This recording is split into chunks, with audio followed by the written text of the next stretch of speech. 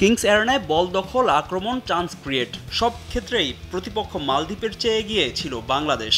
ম্যাচের পুরো 90 মিনিট সফরকারীদের উপর রীতিমতো আধিপত্য বিস্তার করে খেলেছে হাবিয়ার কাবরেরার দল। তবে ম্যাচ শেষে মাঠ ছাড়তে হয়েছে মলিন মুখ নিয়ে।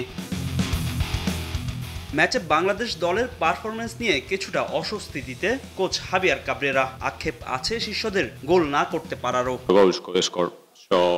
পুরো ম্যাচে আমরা যা যা করার সবই করেছি, পরিসংখ্যান দেখলেই তা বোঝা যায়। আমরা আক্রমণে গিয়েছি, গোলের সুযোগ তৈরি করেছি, বল হারালেও তা আবার দখলে নিয়েছি, শুধু গোলটাই বাকি ছিল। আমরা যে আক্রমণ করেছি, আমাদের ৩-৪ গোলের ব্যবধানে জেতা উচিত ছিল। এই ম্যাচে আমরা সবচেয়ে বেশি গোলের চান্স ক্রিয়েট করেছি।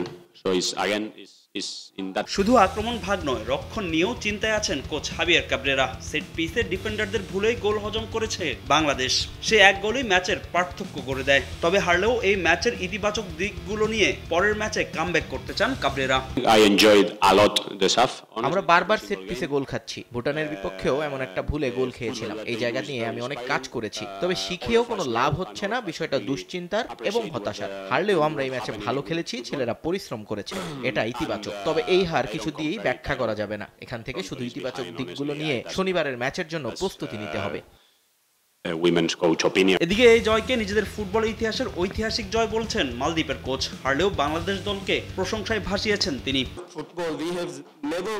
মালদ্বীপের ফুটবলে এটি একটি ঐতিহাসিক জয়। ৪৫ বছরের ইতিহাসে আজই প্রথম বাংলাদেশে জিতল মালদ্বীপ। এই জন্য মালদ্বীপ ফুটবল দলকে ধন্যবাদ জানাই। তবে বাংলাদেশ দল ভালো খেলেছে, তারা ম্যাচে ডমিনেট করেছে।